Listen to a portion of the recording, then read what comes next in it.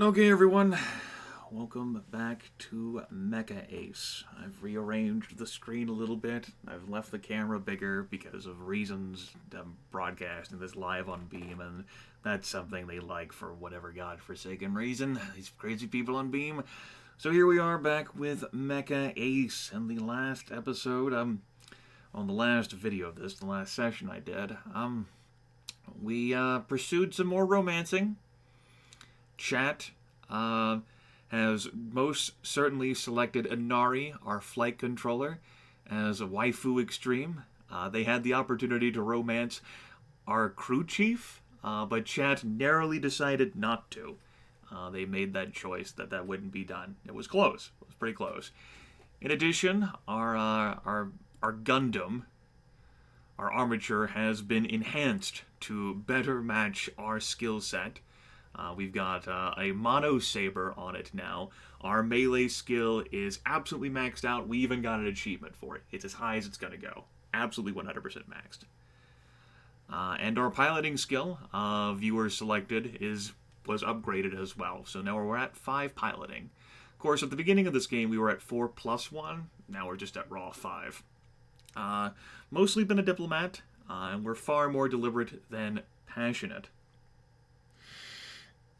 I think that pretty much takes care of. And we're currently on some sort of space station, witnessing the approach of the Imperial Grand Fleet, which is ready to excise the rebellion and then sweep into whatever home systems the rebellion has. So, Death's knocking at the door, and we're gonna try and shoot Death. Or you're gonna try and shoot Death, or stab Death, as the case may be. Okay. We might also encounter some more technobabble along the way. My brain might flip off. There's been some sci-fi jargon. Hopefully, you folks will be able to read the screen well enough, and for you folks watching on YouTube later, you'll have that beautiful chat overlay that away. Okay. Neat. I'm going to trash my throat. It's going to be awesome. Let's go ahead and get this started. Commander Rico of Chucklefuck Lance. Our entire Lance is still alive. Neat. 76 confirmed kills, 85 reputation. We're using the Mono Saber I think that we got from the Blue Mask after defeating him in a duel. So, there's that. Defeated him pretty easily, too. Episode 7. A Colossal Clash, the Battle for Fleet Base Crown. Caliburn Battle Group near Fleet Base Crown, Vedria System. The Imperial Grand Fleet is no less impressive the second time you lay eyes upon it. You know in your head that the enemy is not invulnerable. Your last clash with the enemy force had proven that. You know that this time their battle line is less numerous than the first time you had faced the enemy. That does serve as something of a comfort. A slight one, anyway. However, this time is different from your last engagement with the Imperial Grand Fleet. This time, you and your allies go into battle with the hope of something other than a desperate defense in mind. This time, you have a chance at victory. This time, you have a fleet of your own.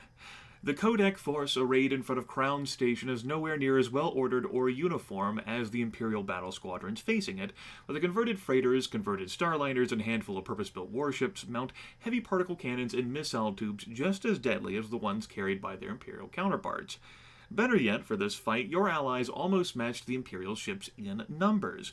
The Kodak Defense Committee has put every battle group, every patrol squadron, and every armed vessel into this battle. With a crucial strategic objective like Crown Station and the approaches to the rebellion's core systems at stake, High Command has thrown together every battle-ready asset they could.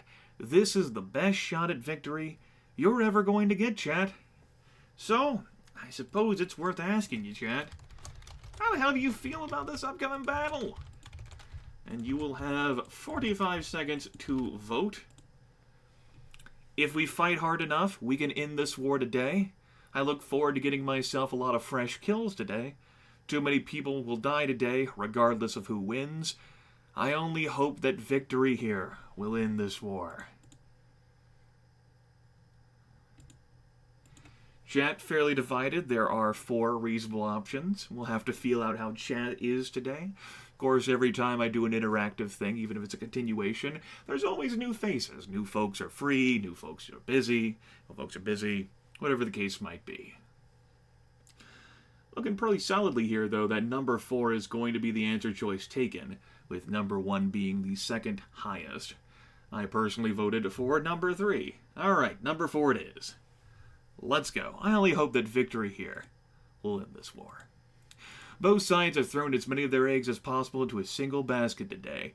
If the Codex fleet is able to smash the enemy here, then maybe the Imperials will be willing to sue for peace, and this whole horrible war can be brought to an end. Either way, thousands will die today, but that is the price of peace, then it is a price that must be paid. You keep one eye on your tactical display as the carriers of the advancing Imperial fleet begin to disgorge their payloads of combat armatures. Within moments, they form the lances in front of their base ships. The MPs have learned their lesson from the last time. Today, the Imperial Mecha do not rush ahead. Today, they maintain their screening formation in front of the wall of battle as the heavy ships of the Imperial fleet begin closing on the amassed vessels of your allies. This time, the Imperial ships and combat armatures will be able to protect each other with mutual fire. To hit the warships, you and your allies would have to fight through the enemy machines while braving the point defense fire of the enemy fleet's guns. You can imagine that the bloody nose your lance had inflicted on the enemy's fleet the last time might have had something to do with that. It's like they learned, everyone. Son of a bitch.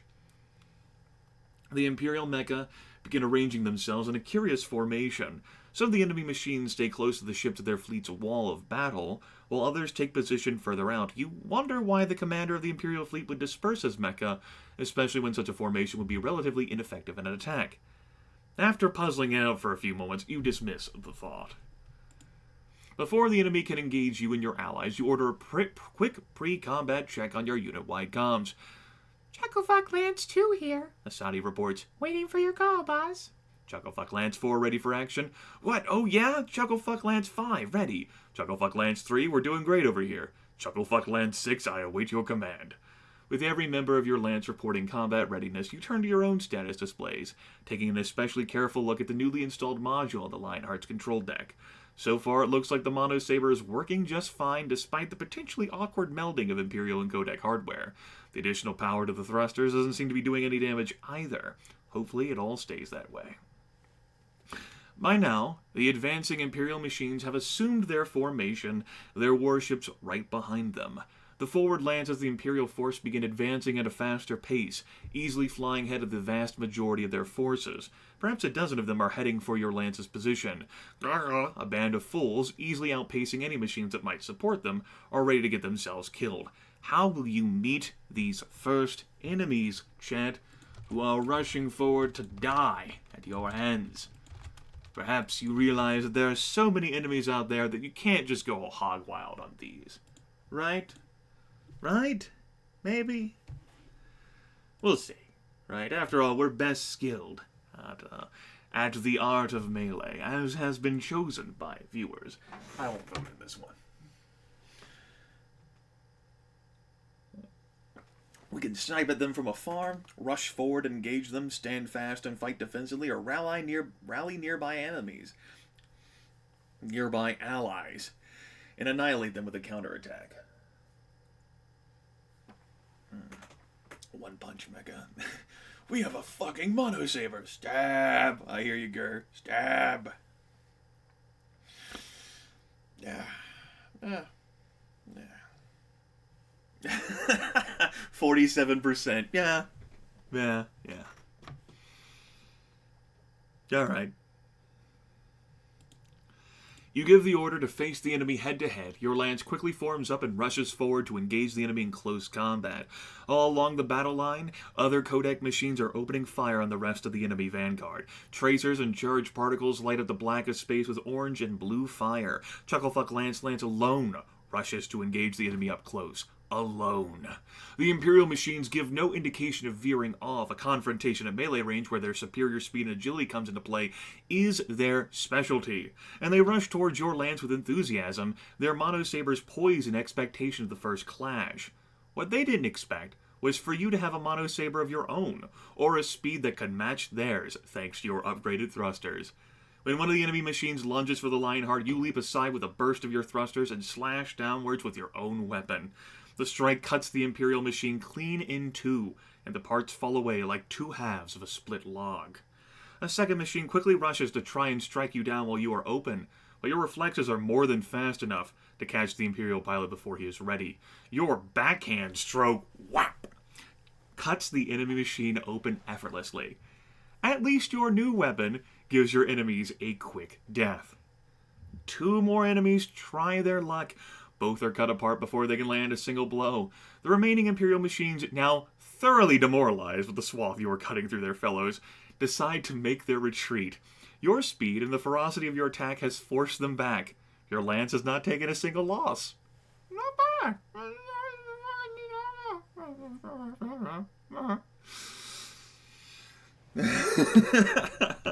Well, there you go, Convox. There you go. Not bad. Yeah, good work. As the decimated forces of the Imperial fleet's first wave fall back, the main body of the enemy fleet moves up slowly to meet them. Behind you, the warships of the Kodak battle line advance slowly as well. You've been in enough fleet battles to know what will happen. The 2 walls of massive warships will meet head-on, like Napoleonic warfare, exchanging volleys of missiles and high-powered particle weapons. In the meantime, you and your fellow Kodak pilots will jockey and maneuver for advantage, a game of thrust and parry played with hundreds of massive war machines. Each side will attempt to break through the other's defensive screen, and likewise, each side will try to protect their own fleet from their counterparts. Sometimes the battles end inconclusively when both sides consider the risks of remaining on the field to be too high and withdraw. Today, both sides are set on fighting this battle to a decisive conclusion. One fleet will leave this battle victorious. The other will limp away defeated or be utterly destroyed. 80 confirmed kills by this point, folks. Looking pretty good. With several minutes remaining until the opposing fleets reach effective range, you have time to consider your options and ready your lance accordingly. The obvious option would be to prepare your unit for a charge into the midst of the enemy force. Oh my god. Although the enemy forces arrayed against you are formidable, other allied units would surely be carrying out the same course of action. And if you do break through into the Imperial fleet, you and your elite pilots could do a great deal of damage, perhaps even enough to win the battle. Of course, some of the commanders on the other side might have the same idea. Imperial lances will likewise be trying to break through and wreck your fleet as well. Preparing to meet such an attack would always be a little too vigorous. Punch down there. Would always be a safe option. By retreating closer to your own ships, you'd be better prepared to stop any Imperial breakthrough before it could do any real damage. Alternatively, you could choose to hold your current position in the middle of the assembled Kodak combat armatures. You'd be able to launch an attack or fall back to defend the ships without too much difficulty, and you'd also be in a flexible enough position to react to any surprises the Imperial fleet might decide to spring on you or your allies. Well, after considering the situation, what will Chad decide to do? And I will go ahead and have this be a 60-second poll for the intense determining that shall transpire here. Move my lance forward and prepare for an attack, have my lance fall back to be closer to the ships of the Kodak fleet, or keep my lance where it is, retaining tactical flexibility. Now, we are pretty damn fast with our 5 piloting, so we could quickly respond to any situation that pops up on the battlefield. Oh, it seems like Chad actually agrees with that one. Chad's like, okay, they're prepared. They might be planning a surprise. Let's hold on here. Let's slow down. How about that, Chad?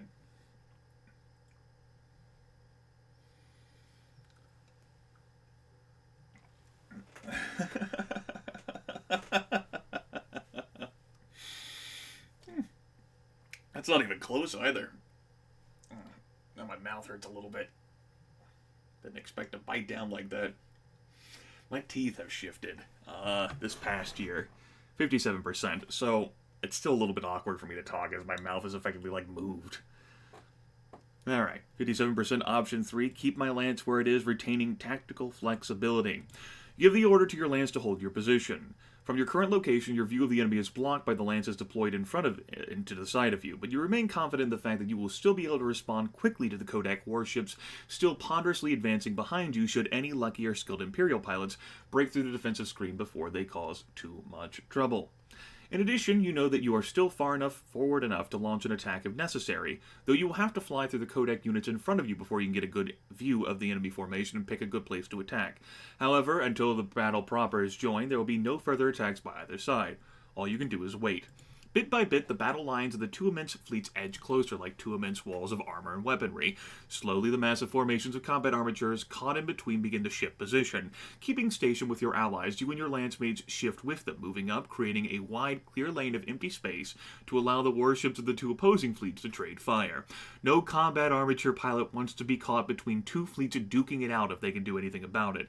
The sheer volume of fire being traded between the massed warships would mean that any mecha caught in the fray would quickly be hit, and considering the firepower involved, such a hit would almost surely be fatal. The seconds seem to slow to eternity as the two formations continue their ponderous advance towards mutual annihilation, like this text. You take a ragged breath as you feel your chest tighten. You see the spectacle that is to come a dozen times before, but the final moments before the first salvo have never gotten easier to live through. You try to force yourself to be calm, even as your pilot suit grows clammy with sweat, and each fleet waits for the other to open fire. The Imperials fire first. Bright flashes ripple down the vast formation of enemy warships. An immense wave of fiery silver thread streaks outwards from the Imperial fleet, each one the drive trail of a missile tipped with a warhead, capable of leveling a city.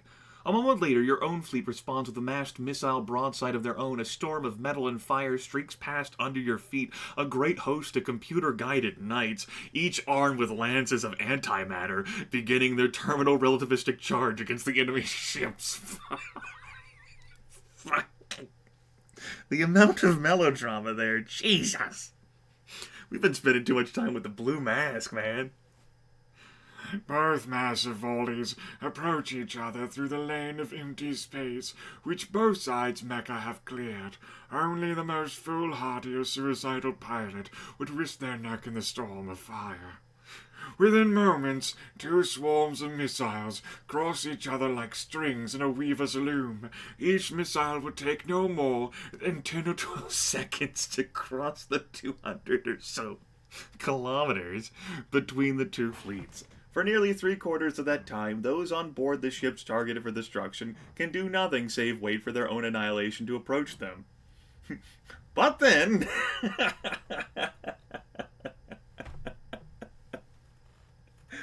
what the fuck?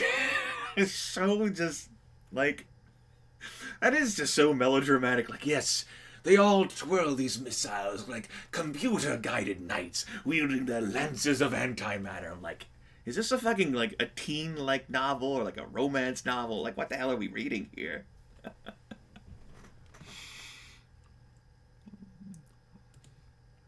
As both missile salvos close in on their targets, the blackness of space is lit bright orange by streams of tracer. The point defense guns of both ships spit desperate defiance at the oncoming tides of death. Had this battle been in an atmosphere, the air would be filled with the throaty roar of their rapid-firing, rotating barrels. In the cold vacuum of space, there is only light and silence. The leading edges of the incoming swarm of Imperial missiles explode in an eye-searing foam of white heat as the Kodak fleet's storm of defensive fire begins to pick off the foremost of the enemy's warheads. Ahead of you, a galaxy of far-off flashes show that the Imperial fleet is doing the same thing. The darkness of space is all but burned out by the light of point defense fire and missile drives. Dozens of targeting AIs and gunners do their best to thin out the enemy's missile attack, though many will make it through by sheer numbers alone. Then the enemy's missiles pass by you in an instant. The powerful drives on board each of the enemy missiles have accelerated each weapon beyond what is possible even for the fastest of combat armatures. At such a speed, missiles are difficult to intercept, save through sheer volume of fire, and are possible to dodge, especially for a target as large and ponderous as a warship. The point defense guns have done their job well. Out of the hundreds of thousands of missiles volleyed at the Kodak fleet, tens of thousands have fallen to concentrated defensive fire.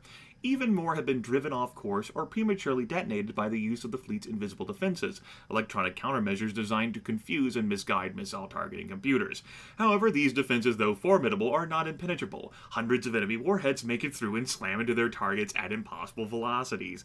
The blackness of space burns white hot. Yes, Inviso defense. ECCM, bitches. Or rather, I think it'd be ECM.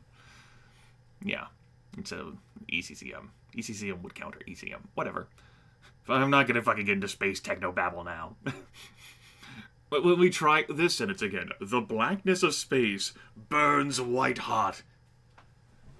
As the light of antimatter annihilation washes out from the impacts of those enemy missiles, lucky enough to reach their targets. Behind you, the ships of the Kodak fleet die by the pitiless, annihilating force of antimatter warheads. So, I hear you, Shaman. Some of the other machines near you turn around. Their pilots want to take a look. You've seen it before enough times. You don't need to see it again. Before the light of missile impacts and dying ships can fade away, another series of flashes lights up space once again. The fleet is firing a second salvo. In the darkness beyond, the Imperial fleet's response follows soon after.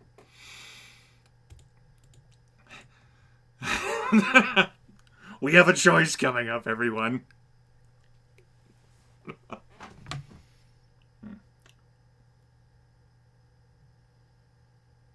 Hold on.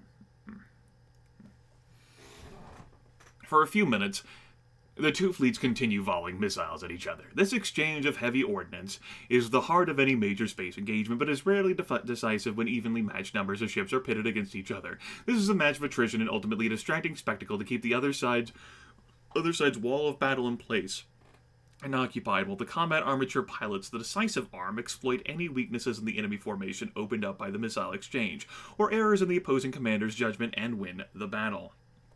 I know, right, Rocket Bear?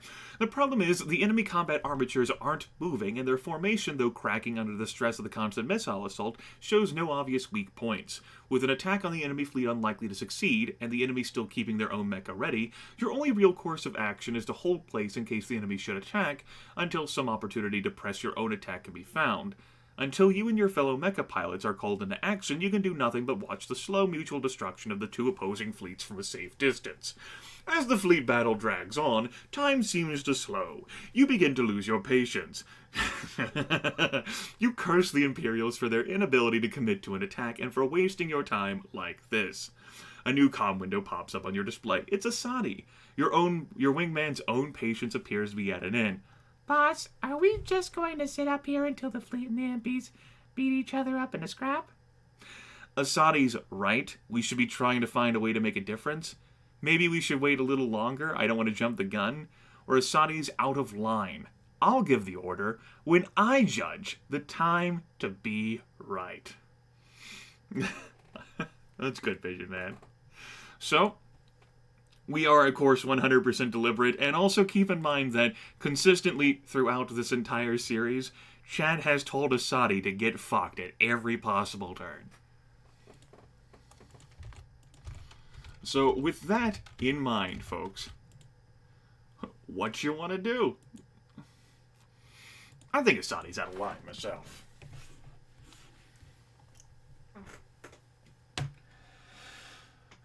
I'm glad my chat could be a gathering place for folks hoping to relax as I read the sweet, soothing words of science porn. Oh, quite a number of folks in chat feel that number 1 is the correct option. Brr, charge, brr. But we like... Come on, chat. What the hell? It's actually pretty damn close. Wow.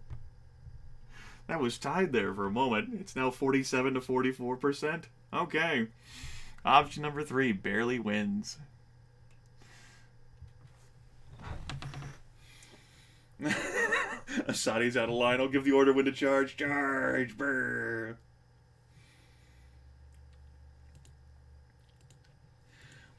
We'll go when I say the word, Ensign, you reply heatedly, emphasizing your wingman's inferior rank. Until then, I expect you to stop questioning my decisions and to stay right here. damn it, boss! Asadi snaps. We've already waited long enough for my hot and ready pepperoni pizza. You open your mouth to reply, then the universe explodes in a bright blast of silver and fire. Oh fucking K? How is this different from all the other explosions? Your machine shakes violently, as if it were suddenly kicked by a giant boot. Your cockpit displays flash and cut out sporadically as your machine's computers try in vain to figure out what exactly is going on. It takes 3 or 4 long seconds for the shaking. I wonder if it's the massive egg. The shaking to subside and the light to fade. What the hell was that? Asadi gasps. At least your comms are still working. You try to get your bearings by orienting yourself on the Codec fleet, or at least the lights from the point defense fire, and missile launches around it, which should make the fleet obviously visible. Except it isn't. You don't see the flash of missile launches, you don't see the Firefly tracers of the fleet's offensive turrets, you don't see the fleet.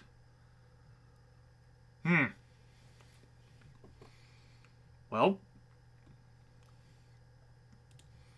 you blink a few times dumbly as you stare at the spot in space where the amassed force of the Codec wall of battle had been just a moment ago. Now you can see nothing more than a vast field of shattered debris in a thin, hazy cloud of vaporized metal. Whatever that flash was, it tore out the heart of your fleet. Out of the dozens of warships which had come to Crown Station, only a handful remain. Those on the edge of the fleet's formation spared the damage of whatever killed the rest of the fleet. The comm lines come alive with panicked voices. Pilots trying to contact their carriers, hardened warriors turn into frightened children by this sudden reversal, all searching for someone, anyone to report it to. You look around you for whatever could have dealt such a terrific blow to the rebellion's forces. That flash of light was like no weapon or natural phenomenon you have ever seen. Instead, you look around you for something out of place. Like your fleet not being there. After a moment's searching, you find it. Far above your head hovers the same massive object. Oh my god, it flanked us by using 3 dimensions, everyone. just like, just like that image. Hovers the same massive object you saw of the Imperial fleet in the battle over Vedria. Holy shit. Only now it has unfolded like a giant metal tulip. Its petals now stand outstretched, and a metallic arm pointing out from the center, crackling with malevolent energy, points right at where the center of Codec's Wall of Battle used to be. The object's purpose is clear now. It is an Imperial superweapon, one which has likely just changed the course of the war. Almost makes you wonder why they did all of the, why we even had, that crazy exchange for the past several minutes, right? When it just went, boop.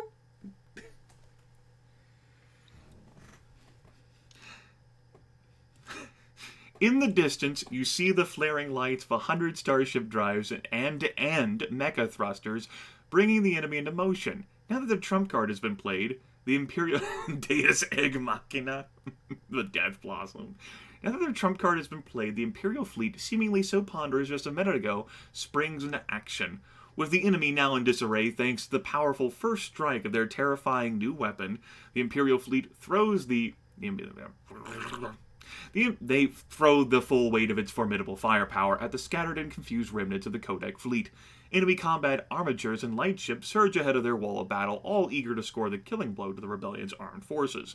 Behind you, the remnants of the once proud Codec fleet is in complete disarray.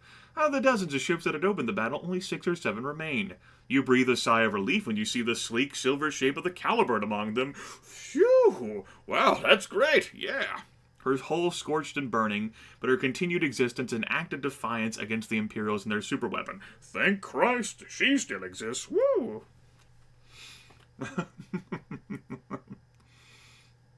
Also, we only have one perception. The storm of frantic chatter continues over the comm lines as the surviving captains and lance commanders desperately try to restore some semblance of order, to prepare some kind of defense against the incoming enemy onslaught, no matter how futile. Others are considering what is perhaps a more pragmatic course of action. Out of the ships still remaining, half, perhaps even more, withdrawing from the battle. Dozens of the surviving Allied mecha are fleeing with them, running for the wormhole and for the safety of the defense perimeter in New Lisbon. You bear your fleeing allies no ill will. They are saving their skins, a perfectly natural response. Perhaps you should consider following them. Yeah, right.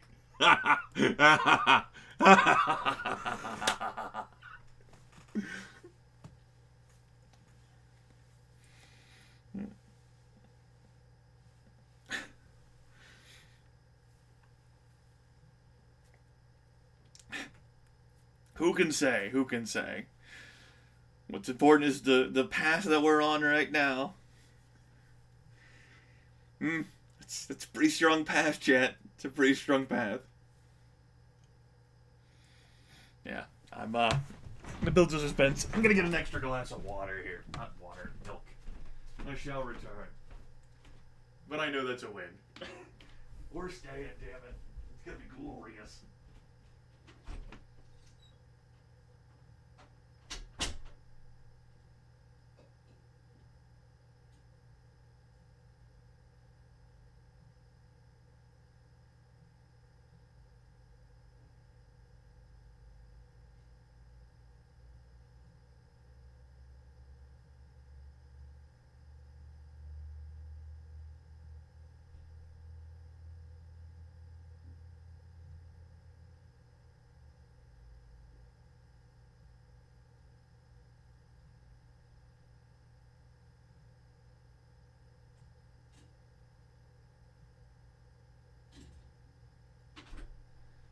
Glorious. I won't give in. I won't give in until I'm victorious. I will defend. I will defend.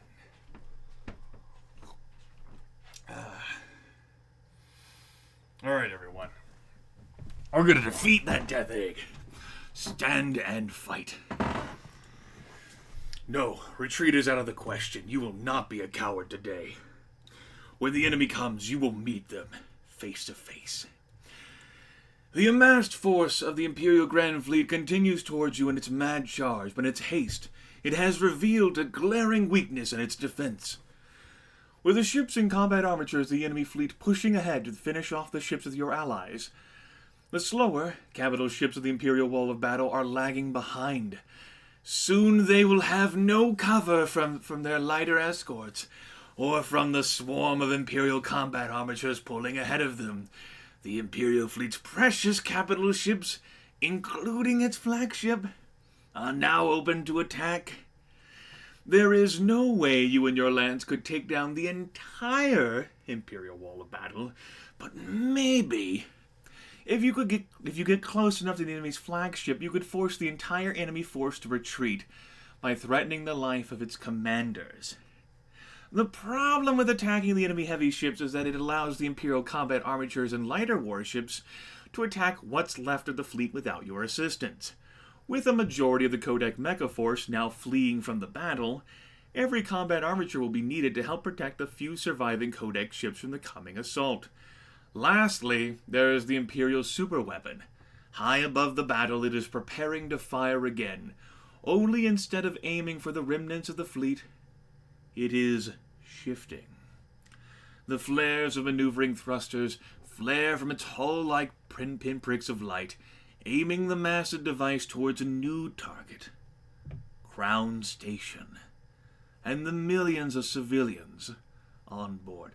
And the millions and millions! If you are to save them, the Imperial superweapon must be disabled, and quickly. These are the 3 actions before you. Choosing to do one will not allow you the time for another. However, you could choose to split up your force. While you take on one objective, Asadi and the rest of your lance could take on another, because they're all alive. It is a risky move. You won't have the covering fire of your lancemates, and your lancemates won't have you to lead them. You will lose members of your unit that is almost guaranteed. Almost guaranteed. Not impossible. But the 5 elite pilots under your command could make an enormous difference on their own if you let them. And they might slow us down, folks.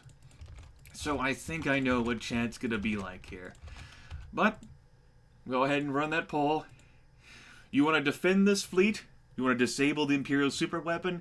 You want to strike at the enemy flagship? Or, fuck it, we're splitting up Asadi. Don't fuck this up.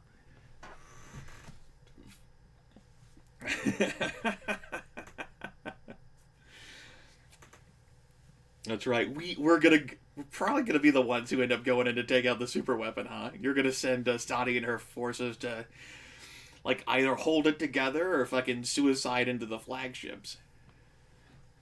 72%, huh? Okay, let's do it.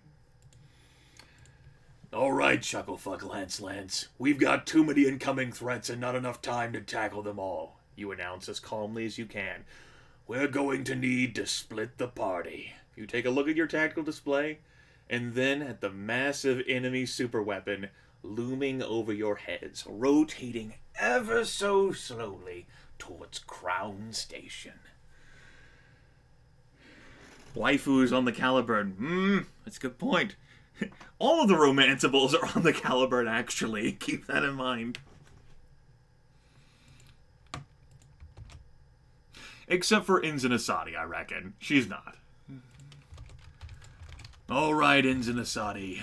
Here's what I'm gonna need you to do. Defend the Caliburn and what's left of our fleet, hit the Imperial flagship directly, or disable that Imperial superweapon. Oh man, this is so tough for me between options number 1 and 2. Fuck. Oh man. Inzin Asadi is better with aggression than she is with defense, so I guess I'd tell her to hit the Imperial flagship directly. Chad disagrees. 61% say defend the Caliburn and what's left of our fleet. We must protect the waifus! Alright, that's fine. Hey, I'm just one participant of many here. 56% have said to defend the Caliburn. 34% said hit the Imperial flagship directly. 10% said disable that Imperial superweapon. Okay. Defend the Caliburn and what's left of our fleet. You look back at the tactical display. While you're doing that, I'm gonna wait for this poll to expire naturally, otherwise some folks might not see the new poll.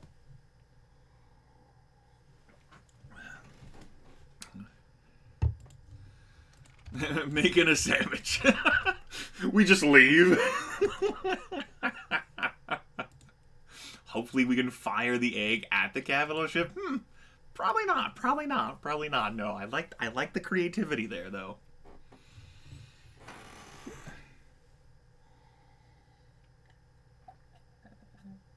Okay, so Inzin Asadi did take out our lance one time and no one died. So that's a point in her favor. We told her not to fuck it up and she didn't. 84%. We are going to... Crown Station is kind of fucking important. So we hear. Let's disable the Imperial superweapon. I mean, if we didn't try and protect the civilians, our waifu would be sorely disappointed in us. The other members of your lance give their acknowledgement, but Asadi seems to have her misgivings. I hope you know what you're doing, boss. Just trust me, Asadi. Asadi shrugs.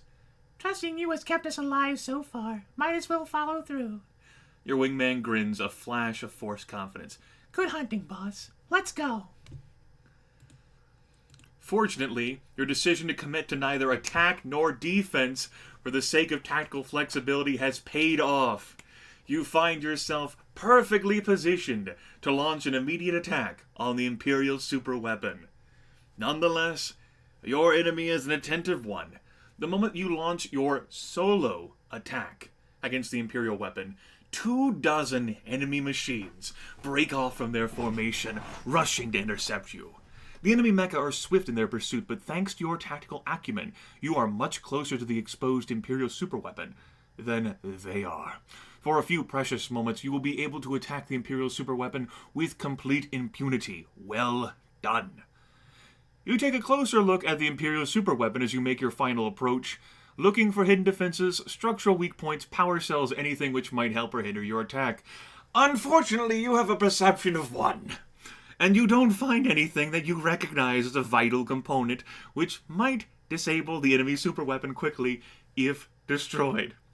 Since you are unable to find any way of easily neutralizing the Imperial... fucking chat.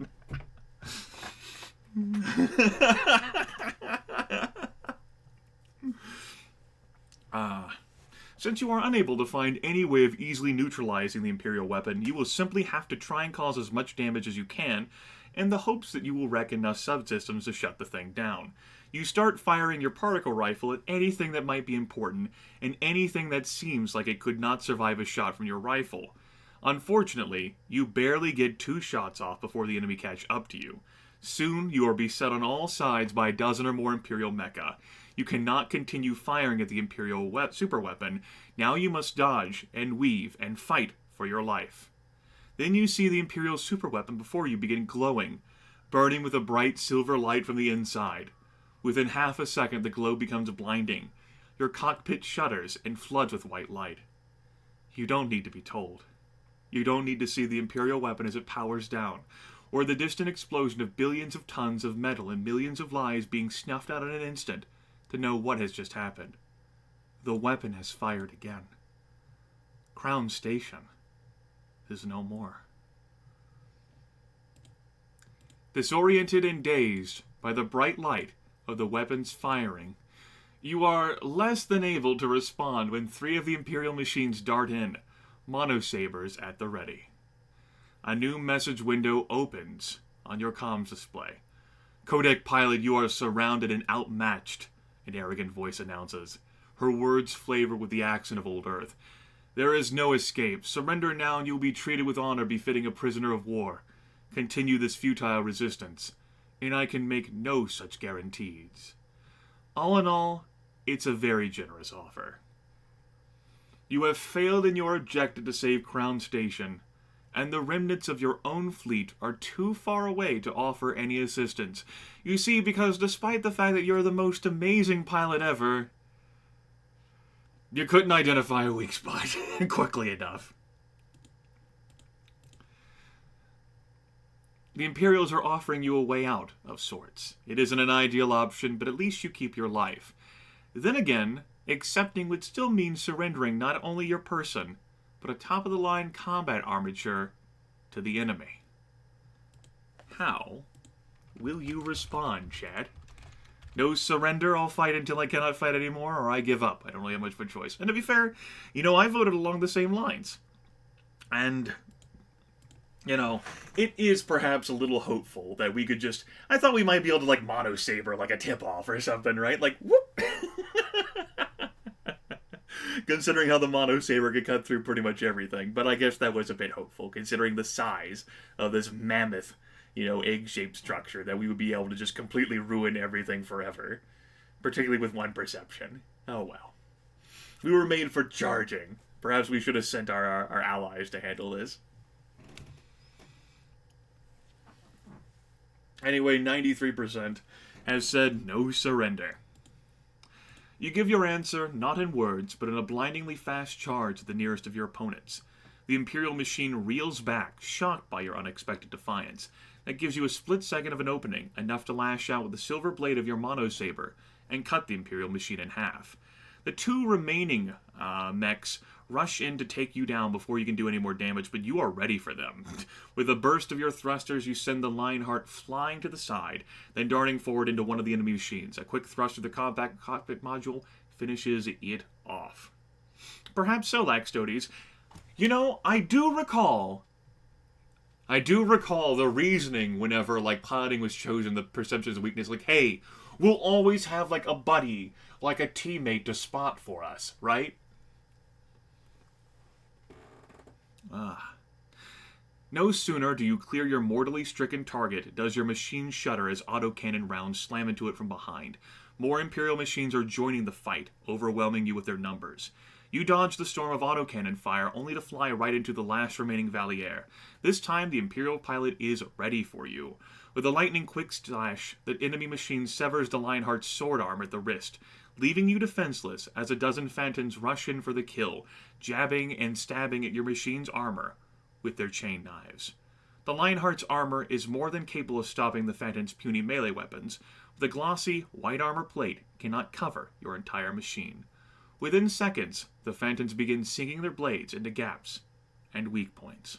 One by one, the sections of your status display begin glowing yellow, then red, as your hull cameras blink out and damaged klaxons scream in your ear. Soon, your machine is entirely helpless. No weapons, no thrusters, not even a working hull camera to give you a view of the outside. You wait for the final blow to finish your machine off for good. It never comes. For an eternity, you sit in your now darkened cockpit without sensors, without weapons, without anything save the red light of the emergency status display, telling you that the Imperials only stopped breaking things when there was nothing left to break. Your eyelids begin to grow heavy as the effects of your combat sims wear off, and the fatigue of the day's battle begins to get the best of you, but you try to resist the urge to pass out. Finally, your cockpit shudders, and you feel your machine being grabbed by unseen limbs. You feel movement in your dark, enclosed cockpit for a few minutes. Then you feel the thud of your machine being dropped onto a solid surface. The slow crescendo of ambient sound builds around you, as you are put through an airlock no different from the one on the Caliburn. The first thing you see when the cockpit opens is the muzzle of a rifle pointed at your head. You put your hands up. The rifle's owner, evidently satisfied, backs away to make room for a woman in the uniform of an Imperial military doctor. She dabs a needle into your arm. Within seconds, you feel what little energy you have in you draining away as your vision fades to black and your body crumples to the deck. Episode 8. Captured. The tables turn.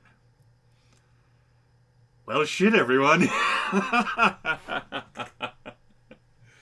Completely failed to destroy the super weapon and severely outnumbered. We got 82 kills, though. Yeah. The Lionheart's kind of taking critical damage.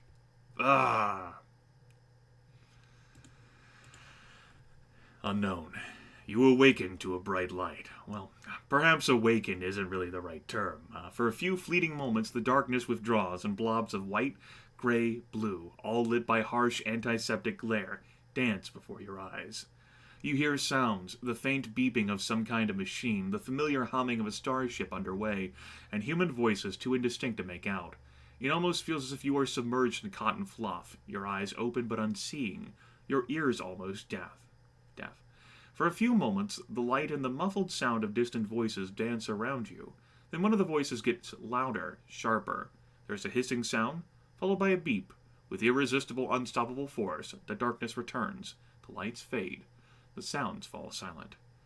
When you wake again, the voices are gone, but the soft beeping remains. This time, however, the blobs of color and light before your eyes quickly coalesce into shapes, the ceiling adorned with blocky utilitarian lights set flush into the surface. Slowly, experimentally, you move your arms.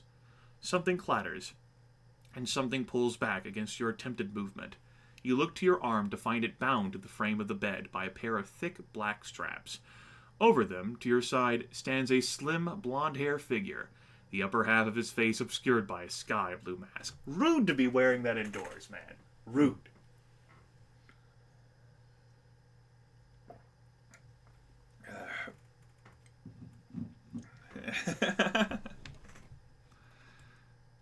Commandant Camille Hawkins offers you a thin, faint smile as he sees you stir. Hello, Commander Rico. It's Rico! You take a moment to get a decent look at your surroundings. First, the obvious. You're in a hospital bed. The white sheets, bright lights, and soft strobing light of the console next to you, which was also the source of the beeping, can attest to that. A second look around reveals exactly what kind of situation you're in. The walls are emblazoned with the sword, wings, and planet emblem of the Empire of Humanity Ascendant. Your arms and legs are both strapped down, and it seems unlikely that anything short of a knife will break those bonds. A glance at the shadowed arch of the room's exit shows the bulky shadow of a pair of armored figures standing at attention over the door, preventing anyone from getting in. Or out. Obviously, you aren't in an advantageous position right now. The Imperial pilot watches you carefully as you make a note of your surroundings. Hawkins is in full uniform, but not the pilot suit he wore the last time you faced each other in battle. Instead, he wears a dark blue tail-coated jacket over an immaculate set of tight white trousers and a similarly spotless shirt. The whole thing is trimmed in real gold, Imperial officer's service uniform. You can certainly understand the attractions of such an outfit. Stylistically, it is an elegant relic of a more civilized age, much like the Empire itself, though you do have to admit that the Imperial Ace cuts a dashing figure in that perfectly tailored outfit. Now is not the time. The Imperial Ace patiently waits for you to finish looking around. I suppose you shall have questions, Commander. Ask them, and I shall do my best to answer. Well, chat. Ask all the things. Ask none of the things. Do you wish to ask all of the things, or none of the things?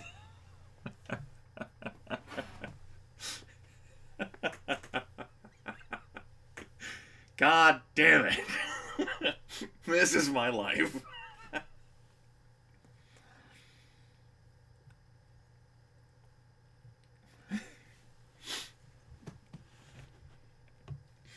Yes, Maze. Yes, Maze. I reckon I did. I just said I'd check. Just wanted to check, that's all. Sometimes, you folks don't want to ask questions, right? Impy scum. Brr. Okay. 73%, huh? Let's go. Where am I? Imperial pilot nods at one of the Imperial sigils plastered on the wall of your room. You are on board the medical bay of Her Imperial Majesty Starship Oriflamme. I don't know how to pronounce that. The flagship of the Grand Fleet. You are a prisoner of high value, and I suppose the senior staff want you to be close at hand. Hawkins takes a deep breath, as if distracted for a moment. As for where we are in space, I'm afraid that is information of some priority. Your status as a prisoner means that I cannot disclose the location of our fleet. That makes sense. If you were a prisoner of war, the MP should be trying to get info out of you, not the other way around. The fact that Hawkins has even bothered to answer your questions at all is a pretty big courtesy on the part of your enemies. Well, how do you know my name? The Imperial Ace doesn't seem to expect that. Your name? You nod. After all, you don't recall ever giving the Commandant your name when you met on the battlefield. Hawkins points at your flight suit, sitting on a chair next to your bed, freshly cleaned and folded. Oh, how nice of them. It was on your uniform. I suppose it was also printed on the cockpit hatch of your machine, but there's not much of that hatch's outer casing left. The answer seems kind of obvious now, really. How long have I been out for? Hawkins shrugs. 2, maybe 3 days, I suppose. I couldn't give you an exact period. We've been rather busy since our victory securing this side of the wormhole and all that. That would make sense. The Imperial fleet had taken Vedria Prime and the wormhole aperture, but there was still a lot of space in between left to secure. Not to mention the normal busy work of maintaining a force the size of the Grand Fleet, perimeter patrols to run, supply lines to create, maintenance to schedule. It's almost satisfying to know the enemy is going to have to work for their victory. If Hawkins has caught wind of your inner thoughts, he shows no sign of it. What happened? Hawkins says his head quickly. I am afraid you're going to have to be more specific than that, Commander. What happened to what? What happened to me after I was captured? Your machine was brought in, and you were artificially induced into your detoxification cycle. You were rendered unconscious while the combat stimulants cycled out of your body normally. You woke up at the end of your detox cycle, and here you are. Where's the Kodak fleet? He hesitates for a moment. You can almost see the Imperial pilot shudder. As you know, most of your fleet was destroyed by our new weapon. As for the rest of your ships, the weapon was supposed to break the will of anyone who survived the first shot, but upon your remaining forces we did not land a single solid blow. Our attacking ships and machines inflicted some light damage and destroyed a handful of your combat armatures, but no more of your warships were crippled or destroyed. He looks at you almost accusatorily. I was told those few surviving Codex ships were defended masterfully, and none of our missiles or attack teams could get through. I am told we have you to blame for that. You shake your head. That was my lance, actually, kind of thought about doing something else, kind of figured it'd be kind of cool if I fucking did something else. Fucking here we are. Enemy A shakes his head. Yes, but they were on your orders. My information remains accurate. Enemy Ace's expression softens into a smile. Were we not enemies, I suppose I would be encouraging you to act thus. Curiosity flares in you. Perhaps the Caliburn got out. You resist the urge to ask Hawkins. Even if he knew, he probably wouldn't tell you. What happened to Crown Station? Crown Station was destroyed by the weapon near the end of the battle. We found no survivors. Hawkins doesn't seem particularly pleased about that. In fact, he seems absolutely furious. The Imperial officer has made it clear that he doesn't much like the Empire's new superweapon. You tell him as much and he nods in agreement. There is no risk in destroying an enemy with impunity, no effort involved. Hawkins declares testily. Humanity will not fulfill its potential by shooting at enemies who cannot shoot back. Hawkins takes one deep breath after another until he's regained his normal composure. Excuse my sharpness, Commander. I carry strong opinions regarding this particular subject. Why are you here? Hawkins blinks in surprise. I'm not sure I understand the question. Why are you standing next to me? Why are you answering my questions? Don't you have anything better to do? The Imperial officer meets your gaze intently. Despite the fact that we are on different sides, I feel a kinship with you, Commander. You are a fellow warrior who has, through blind luck, been born destined to fight against me. I have no reason to bear you any ill will for that, especially as it seems that you have, either accidentally or with intent, chosen the same path I have to seek greatness through battle. Hawkins kneels down until he is no taller than you. I am here because it is a duty owed from one warrior to another. I am here because somebody deserved to tell you what was going on. And I am here because I like you. A fucking course. I don't have any more questions. Hawkins nods and sighs. Very well then. Before I go, a warning. The next person who is going to come through that door is going to be an interrogation specialist from military intelligence. This man will ask you questions that your loyalty will probably compel you not to answer. He will then threaten indignities upon your body and mind. Had you surrendered without resistance, your well-being might have been guaranteed. Might have been. Along with preserving the Lionheart, now your act of defiance is likely to cost you dearly. I shall return when I can, Commander. Do your best to last until then. Hawkins' final warning puzzles you. Why would he tell you these things? We probably... Watch, we, our attributes get, permanently harmed because we get fucking crippled during this interrogation. Who knows? We'll see. True to Hawkins' word, the next person to come through the doors into your room is a tall, skeletally thin man wearing the black tunic and blood-red uniform. Ooh, nice uniform of the Imperial Fleet's Intelligence Service. For a moment, you wonder if Imperial military intelligence designed its uniforms to be so obviously sinister on purpose. In your mind, there seems no possible way which such a uniform could have been worn by someone with benign intentions. Actually, that makes a lot of sense. Slowly, deliberately, the interrogator pulls up a chair and sits down next to your bed. Every move he makes seems carefully, gracefully choreographed like a spider moving around its prey. That was probably done on purpose, too. Good morning, Commander, the man says, his face all but expressionless. I am sure you must still be in a bit of shock after seeing our new light-bearer cannon in action, after seeing your fleet and all those lives wiped out in an instant. The interrogator leans forward, his cold eyes unblinking. Light-bearer will be totally Jarek. I like that. I'm not going to read it in his voice, though. Lightbearer will be fired again, you know. It will continue to be fired again and again until this rebellion ends. Millions of lives will be lost unless you help us bring this war to a quick end. You have military secrets that could help save countless lives on both sides. Will you tell us? Do you have a response, chat, to this question? Including option 4, get fucked now. We have option 1, I declare my name, rank, and serial number just like I'm supposed to. I'm not telling you anything. Or what do you want to know? Looks like chat's gonna follow party lines here. Jarek Viermo.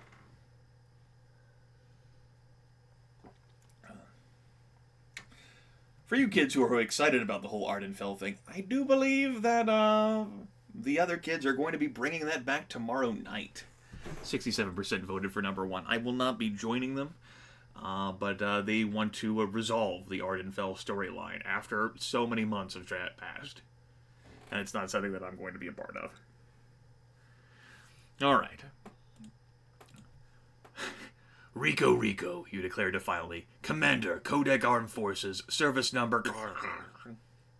The interrogator shakes his head, his thin skull-like face taking on a pitying expression. It's always so sad when they resist. He says to nobody in particular. The story, the Choose Your Own Adventure story, might have walled us into that, Laxtodes.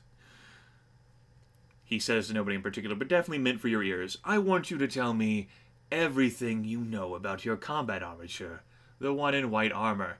It's perhaps a good thing that our willpower is not 1, folks. It takes all the willpower you have not to spit in the smug bastard's face. Rico, Commander, Kodak Armed Forces. The Imperial Intelligence... Perhaps really a good thing that we don't have a willpower of 1, right? The Imperial Intelligence man's brow furrows at your continued resistance. I shall give you one last chance to tell me what I need to know. Do so and you will be treated with civility. Refuse and things will go very badly for you. Rico, Commander, Kodak Armed Forces, service number RX78219979. The interrogator shakes his head sadly. Very well then, I hope you shall remember that you could have avoided all of this. Carefully, slowly, your interrogator pulls out a small device from his pocket. A cube of glossy black. Nope. What is this fucking, like... Are you Bene Gesserit? Is this fucking Dune? You're gonna pull out the Gom Jabbar on me? A cube of glossy black, no bigger than a bottle cap. He grasps it between his thumb and forefinger, holding it in front of you so you can get a good look. Do you know what this is, pilot? You shake your head. The interrogator smiles cruelly. This is a neural shock induction device. When attached to the human body, it overloads nearby nerves, burning them out one by one. I hear the pain is excruciating and lasts for hours. Then, after all that, that part of the body will be rendered forever paralyzed. The interrogator meets your gaze. You try to avoid the malevolent glow behind his eyes. I would hate to have to use this on you, but if all other methods fail, I suppose I shall have no choice, son. Unless you were to tell me what I needed to know, of course. The interrogator stands up carefully, without a hint of self-consciousness. Now I shall be foolish and give you a day to rethink your position on everything. After that I shall return, and hopefully this will have settled in your brain by then. Then, without a word, the interrogator turns on his heel and walks away, leaving you alone once more. You spend the next few hours simply lying in bed, waiting for something to happen. As time passes, you realize just how hungry and thirsty you are. You feel the pain in your stomach slowly building into a grinding, all-encompassing throb as your body begins turning on itself for sustenance. Your throat, too... You could have just said I'm really fucking hungry. Your throat, too, grows drier, your tongue feels like sand, and your head begins to pound from the dehydration. However, your mind is distracted by more dire thoughts than mere hunger or thirst. You find your attention drawn to that tiny black object in the Imperial Interrogator's hands, the neural shock induction device. Would the enemy really risk using it to wring the information they want out of you? More importantly, could you resist if they did use it on you, enduring intense pain, or even the permanent loss of a hand or foot or eye to keep vital secrets from the hands of the enemy? Somehow, you manage a few hours of sleep. When you wake, Hawkins is standing over you once again. Good morning, Commander. I see you have managed some rest. You nod. Yeah, I guess I have. There's an awkward pause for a moment as the Imperial waits for you to continue. It's good to see you again, you say finally. Hawkins gives you a smile, a surprisingly warm one. It's good to see you too, Commander. Before you can respond, the enemy pilot reaches into his pockets, pulling out a hip flask and some sort of bar wrapped in a foil. You must be hungry and thirsty. Eat, he says with all the force of a command. Drink too, quickly before the guards at the door notice, he whispers. Oh, excuse me, that was a whisper. You eye the foil-wrapped bar. Emergency ration high calorie, says the text printed on the foil in big block letters. Your stomach suddenly clenches without prompting. You are hungry, and thirsty as well, to the point where you can barely think straight. You need food. You look at the silver flask in the enemy pilot's hand. Your throat, too, begins to sting. You need a drink as well. Now, chat, before I bob up this poll here, I don't know, just thinking out loud here. I mean, if they wanted to put anything in our bodies, they could put anything in our bodies, right? And we'd have no choice or control over that, right?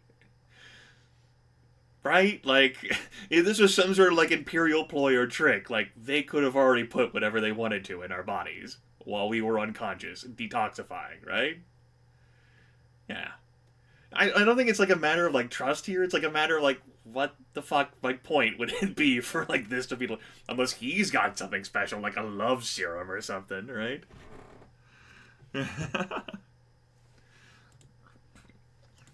So,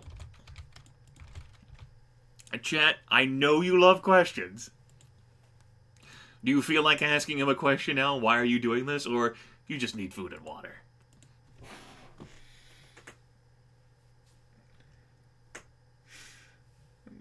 Damn love serum, sons of bitches. Oh, boy. Ask all the questions. Looks like chat doesn't want to do question asking right now. I love food more than I love questions. Here. I can get behind that, shaman. Yeah. Okay, 69. Of course, it's 69%. Let's do this. You grab the flask, undoing the cap and quickly downing its contents in a single long swallow. Then do you tear open the foil wrapper on the ration bar and begin wolfing it down. You barely taste the slightly salted, heavy substance as you choke it down as fast as you can manage. Hawkins waits for you to finish, patiently standing at the side of your bed, before taking the empty flask and wrapper, putting them back in his pockets. The Imperial leans forward and rests a hand on your shoulder in a comforting gesture, as if you were friends. Things higher up are a bit chaotic now, so I shan't be able to return anytime soon. Good luck, Commander. Oh, good luck. Oh, shit. Unfortunately, your willpower is too, which is insufficient to survive the pain cube. More hours pass. Strapped to the hospital bed. I know, it's like, wait, we had some mobility with our arm then, I reckon.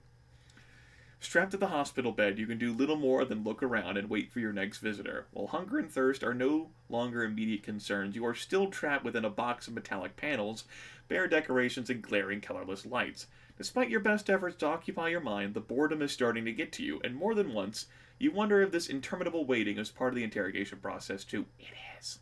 A sound at the exit pulls your eyes towards the darkened doorway, unnervingly eager to greet anything that might dispel the monotony of your trapped existence. If only for... God, after everything our character has endured, after all the lengthy, immensely boring patrols and everything, like... We're like an eager fucking dog. Oh boy, I need stimulation. Oh boy, I need fucking stimulation. The shadows at the door change and recede, and two new ones take their place. You exhale a moment later, barely even realizing that your breath had been held in the first place. You cling to the distressingly mundane sight of the changing of your guards, knowing that any new thought could keep you from growing mad from sheer monotony. After another hour of aimless thought strapped into your prison bed, there is more movement at the door. The guards step aside and a thin figure clad in black and red steps through. Your interrogator.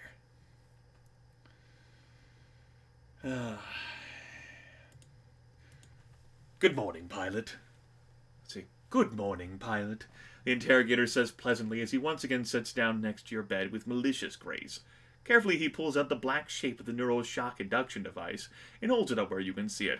I am sorry I have to resort to such barbaric methods, he says with a complete lack of sincerity, but we must learn what you know, and sometimes that can mean extreme measures. I hope you understand.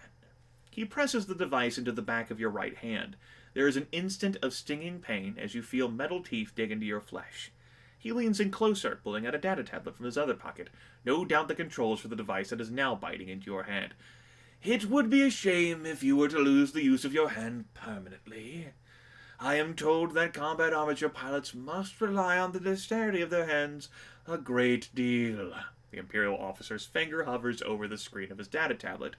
Let us hope that you see reason before it comes to that, shall we?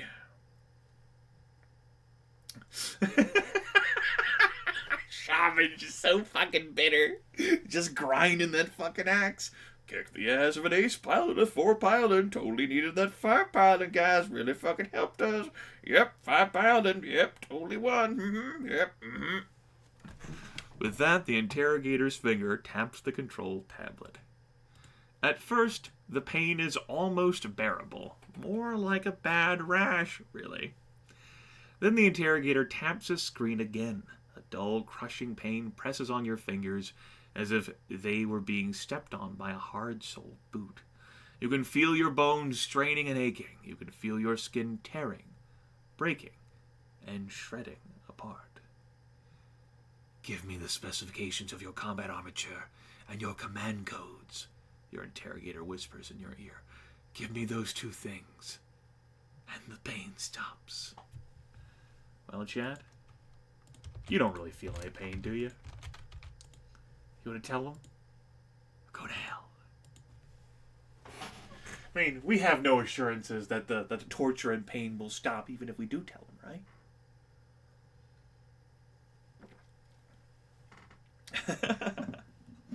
Rip piloting. It's a good thing that we took piloting 5 so that I could be knocked down to piloting 4, right? Because we'll fucking lose our hand. No, Laxtotes, there's not.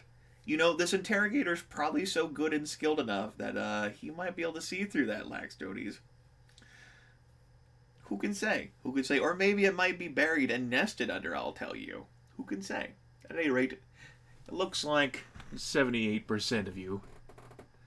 78 to 23%. I think you're a little off there, Beam voting poll. Go to hell. The interrogator shakes his head, an actor playing the part of a disappointed parent. A pity. I expected you to behave more rationally than this, pilot. The interrogator taps his data tablet again. A jolt of searing pain lances through your hand, as if your blood was boiling, as if every scrap of skin, every tendon, and every last bit of flesh on your palm were being cooked from the inside. Your teeth clench and grind from the pain. Unwanted tears come to your eyes as you struggle to keep yourself from screaming out. The interrogator leans in. I have increased the setting. If I am forced to increase the setting again, your hand will be permanently damaged. Surely you wouldn't want that to happen, right? Mr. Tomato, I mean, we're a human being with, good pain should do. We've never been fucking captured before. We got average willpower. We're not like anyone super fucking crazy special. I mean, got average fucking I wouldn't say average willpower. We've endured quite a bit of shit in our time, but we haven't been tortured before. I'm sure if I was fucking tortured, I'd tell the torturers everything they wanted to know. Jeez. I think I have alright willpower. I don't trust myself to endure pain.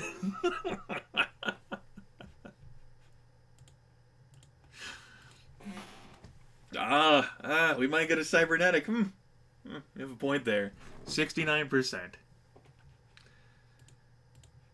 You will yourself to say nothing, to keep fighting as the interrogator's finger reaches for his data tablet again.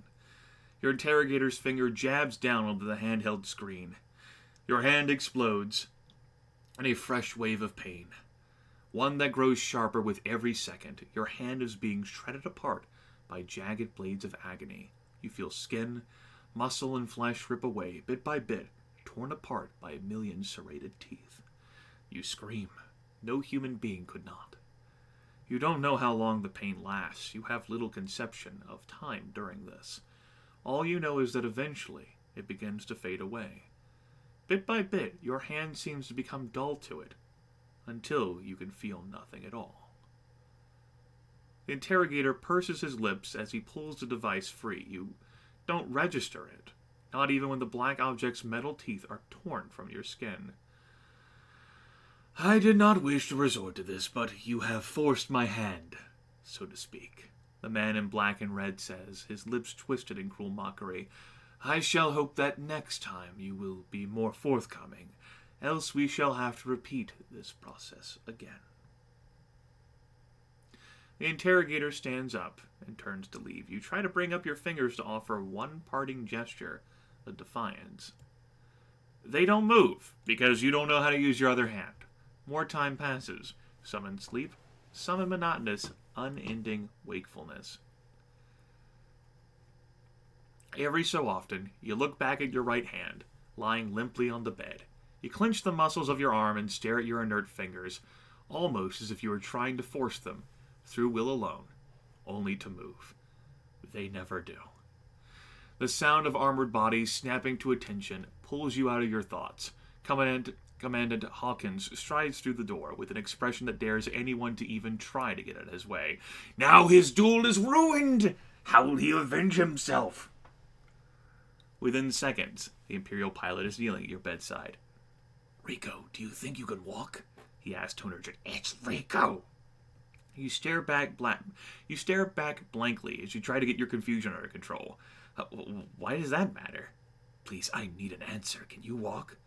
The Imperial pilot's words snap you out of your momentary paralysis. You move your legs experimentally, feeling them strain against the thick black straps. You nod, because your foot wasn't caught in it.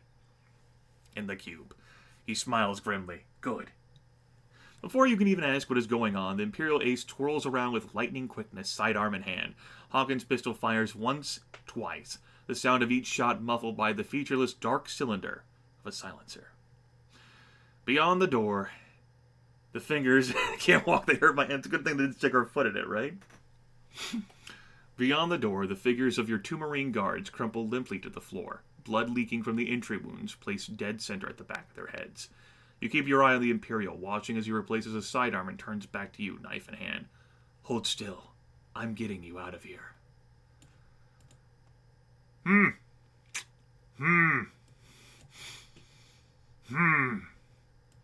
Turns out that all the skill we had on piloting was built around two functioning hands. And it's hard to drive an entire mecha when you're missing one of those. It's like you'll have to relearn how to try and drive the damn thing.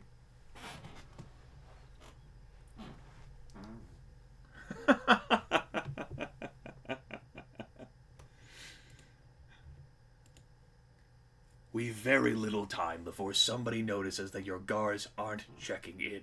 So we shall have to move swiftly, Hawkins says as he rips through your bonds with the saw-bladed edge of his combat knife. The skin... The skin under your wrists and ankles are chafed and raw after who knows how many hours of confinement. But the fresh air feels good on them as the restraints fall away. Hawkins leans down to your bed frame, reaching under your mattress and pulling out a small, matte gray stick the size of your thumb. He turns to you and grabs you by the wrist, hauling you smoothly out of the bed, which has been your prison for what has seemed like so long. This is an isolated hull block used for interrogation, so there shouldn't be any more guards around. Once we get out of this area, it's only 50 meters to the hangar bay where your machine is being kept. You know, the machine that could have been perfectly preserved had you just simply surrendered, along with control of your hand. But since you decided to fight your way out, it's in critical condition, along with your hand. If we're lucky, we'll not run into any trouble. Your head spins, and the cold floor feels unsteady under your feet. Experimentally, you stumble forward a few steps, regaining your bearings with every second. It doesn't take long for your head to clear and your balance to restore itself. Hawkins looks you up and down quickly. All sorted? Good. He walks over to one of the fallen guards and grabs a pistol, handing the sidearm to you grip first. I'll assume you know how to use one of these. Take it and follow me. I'll get you back to your own side. Well, chat, I reckon I'll check with you. Do you wish to ask the question still? Or is expediency important here? Just like food and drink was. And not ask the questions. I love how he's handing a pistol to us and it just thuds to the ground. Thud. I can't hold it. I can't hold a pistol. Also, I'll go ahead and illuminate the room here. Pop that down. It'll make it easier for me to read. This is Mecha Ace. It is an interactive, text-based story. It is available on Steam along with, I don't know, a few dozen of them at this point. That's right. We got more kills, Gurn. That's what matters. Oh, wow, chat. Choosing not to ask the questions. Tremendous. Okay. There's no time for questions. I take the gun and do as Hawkins says. You take the pistol and do a quick check. Remembered from your long... Yeah, Mecha Ace is available along with a bunch of other stories. Available for a few dollars each, effectively, on Steam. Yep, this is on Steam and has achievements and everything. Chad has picked up only 2 of them thus far. You take the pistol and do a quick check. Remembered from your long ago days in training. Safety on, power cell green, linkage is active, mag coil is clear, safety off. With your newly acquired pistol at the ready and your finger extended over the trigger guard, you nod to the other pilot. Ready when you are. Let's get out of here. You monsters, we could have had all the questions. We're doing pretty good with one hand. I'm sure we got this. You move silently through the gunmetal gray corridors of the Imperial flagship, following Hawkins' lead as the 2 of you creep through the blocky square passages, your eyes peeled for any guard or passerby that might spot you and sound the alarm. After a minute or 2, you follow the Imperial pilot to the threshold of a wider, more brightly lit hallway. Hawkins sticks his head out into the larger corridor, looking to the left and then to the right. The blast doors to the hangar bay are right down the hall and to the left. We shall have to sprint forward and kill the guards swiftly. Ready? You nod. You know, you've been in bed for several days. Yeah, you've probably got this. You know, one-handed. You know, you can probably do this, yeah? Yeah? Go. Hawkins springs forward, pistol in hand, the jackboots of his dress uniform drumming a rapid beat on the metal deck. You follow close behind, pistol at the ready. Hilarious. The 2 of you turn the corner to see a pair of guards already bringing their rifles to bear. With lightning speed, Hawkins brings his pistol up and drills one of the Marines neatly between the eyes, the sharp crack of the pistol muffled by his silencer. At the same time, you bring your own gun to bear on the second guard, chat. So, how do you feel? Try and shoot to kill? Try and shoot to disable? The guy's just doing his job? Or you make sure the shot grants your enemy a long, painful death. Maybe you shoot him in the throat so that he can't scream out. Who knows? I'm not exactly sure what the hell you'd qualify as long and painful here, while also simultaneously being quick and quiet, right? As you're fleeing with your 1 piloting and 1 perception and 1 useless hand. Hawkins shot to kill? That sounds reasonable to me. Okay, 56%. Number 1.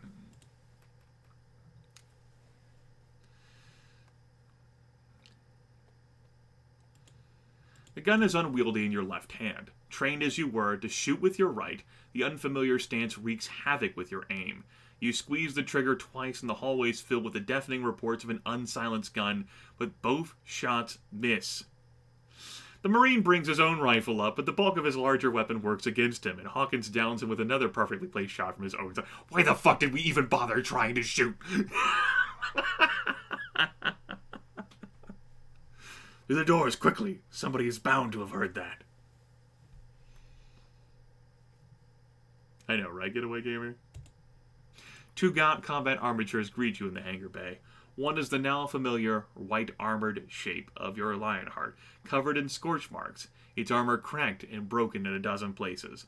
It is a miracle your machine is still holding together. The other mecha next to it, however, is unlike anything you have ever seen. Except for the fact that we have seen it before, multiple times, right? The basic structure is very much like that of the sleek, streamlined form of the Valiers, which you have faced often throughout the war. However, its limbs have a certain knife-edged bulk, which give it a sense of weight but not gracelessness. Its reactor module and vernier seem distinctly oversized to you. More strikingly, a pair of slender, blade-like fins, almost as tall as the entire machine, extend from the combat armature's back. It is painted in silver and blue, and upon the glacis... Fuck you, game. I suppose that's true, huh? Like, we didn't destroy it, but he, like, escaped out of it, right? Yeah, okay. Alright. It is a new vehicle. I stand corrected. You're right.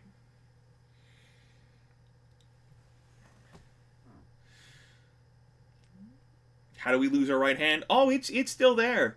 It's just been completely fried. Torture. Apparently your interest has not gone unnoticed. Beautiful, isn't it? Hawkins beams. What is it? You ask these fucking questions later?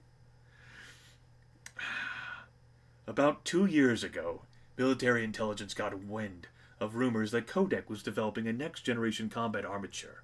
As a result, Imperial military began work on its own high-performance prototype. This is the result, the Roland. The first test flight was to be tomorrow. It is now the linchpin of my escape plan. I shall need to get inside. You eye Hawkins warily. The other pilot may have helped you escape, but how much do you really trust his plan? Think sense, pilot, the Imperial says. Your machine doesn't even have the ability to fly under its own power. I'll need to use the Roland to carry your combat armature through the wormhole. The Roland is coded to my command codes, so I must fly it. Trust me, it's the only way. Yeah, he's fucking probably right. Good. Get to your machine and I'll get to mine. The thump of heavy boots and the clatter of armored men and women moving with great haste echoes from beyond the still open hangar doors. There they are! Shoot to kill! Hawkins makes a dash for his machine as the first bullets start cracking past you. Go! He shouts over his shoulder. Before those Marines remember how to aim! You don't need to be told twice. Within seconds, you are already making a run for the battered form of the Lionheart. You scramble up the maintenance ladder to your machine, bullets parking against the frame of the metal catwalks around you. Adrenaline lends you strength as you swing your body into the open cockpit. You crouch in your seat, making as small a target as possible as the armored shell of the Lionheart's cockpit module closes around you. Frantically, you enter your command codes and begin the boot-up sequence, hoping that the Imperial engineers inspecting your machine have repaired at least some of the systems which you had lost in the last battle. I know, Larian. Character's pretty fucking good. To your relief, communications and hull cameras read green. The darkened space of your cockpit lights up as your hull cams start feeding data into your flight computer. More and more Imperial Marines are flooding into the hangar bay. Some are opening fire with their rifles, their rounds ineffectually pinging off your machine's armor. Others are setting up heavier weapons, shoulder-launched hypervelocity missiles. A lucky hit from one of them might be enough to do some damage. Beside you, the Roland stirs to life, sections of its metal and ceramic body lighting up as Hawkins' machine steps out of its maintenance berth. Suddenly it occurs to you that you have no way out. The hangar doors are opened from a control booth on the other side of the bay. You can't fucking move your damn legs. You can't possibly get out of here. From the corner of your eye, you see the other combat armature pull a long, slim shape from its back. The way the Roland holds it makes it clear the object is some kind of weapon. The masked pilot opens a comm channel to your machine. Wait a moment, he says. What are you doing? Making an exit. Suddenly, the blades on the Roland's back flare out like a pair of silver wings as Hawkins brings the Imperial prototype's weapon to bear on the side wall of the hangar bay. It's like a mono-saber! And the massive chamber fills with a bright burning brilliance. Not again. An intense beam of white-hot light shoots out from the muzzle of the Roland's weapon like the all-consuming flame from God's own blowtorch. Excuse me? The metal... I know, right, the dude? The metal fans of the Roland's wings are engulfed in a bright blue flame. How bright is it? So bright. As jets of hot gases spray out along the long, silvery feathers in great, blazing torrents. The sound is deafening. A waterfall of banshee wails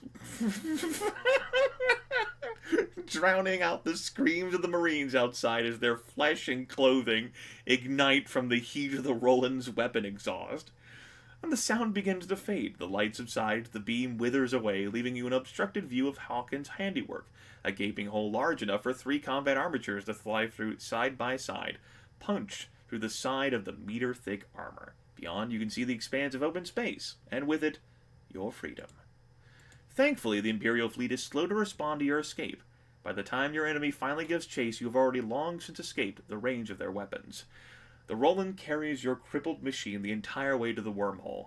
It is hardly the most dignified way to make your escape, but with the Lionheart thrusters inoperable, you have little choice in the matter.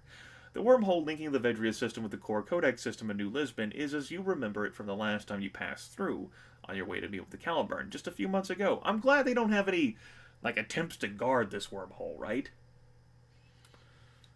The wormhole... It itself is invisible to the naked eye, but your instruments pick it up just fine. The navigational beacons placed around its opening makes navigating to it easily. Easy. Traversing the wormhole itself is an anticlimactic process. One moment you're being drawn through the aperture by the anomaly's own gravitational pull. Your whole camera is distorted by the wormhole's forces. Blank out, as do your sensors. We arrive on the other side, we're just completely fragged. One instant, you are blind and deaf, approaching the wormhole's event horizon. The next, you are elsewhere. The first thing you see when your Hull cameras come back online are the familiar shapes of the space stations guarding New Lisbon's end of the wormhole. Around those stations, however, are dozens of metallic shapes, ships arranged by a squadron into the wall of a battle of a space fleet. A fleet that shouldn't exist. Before you can approach for a closer look, you see a pair of lights ahead, coalescing slowly into the image of two combat armatures, rushing towards you at full burn. They're Kodak machines. Your relief at the sight of friendly forces is only slightly dampened by the sight of the weapons they have pointed at your machine to roll in. The lead machine hails you. You open the comm channel. This is Saber Lead. Identify you as Commander Rico? It's Rico. You have reached a checkpoint. Should you wish to, you may save your progress in the story here. Well, of course, the way the Chucklefucks work, it's YOLO. We would like to save our progress, as a matter of fact, indeed. Yes. Progress saved. Good work. For another interlude. Oh, boy. Let's see here. I tell you what, chat.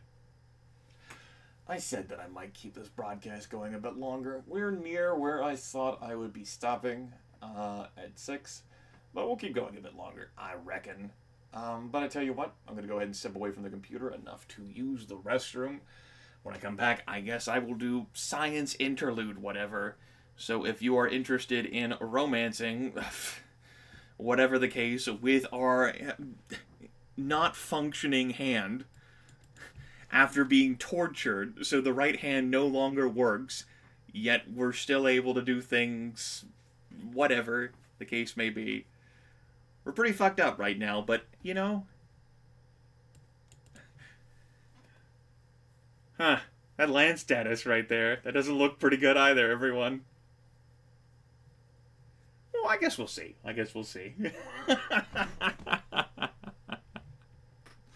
Anyway, I'm going to end this local recording here.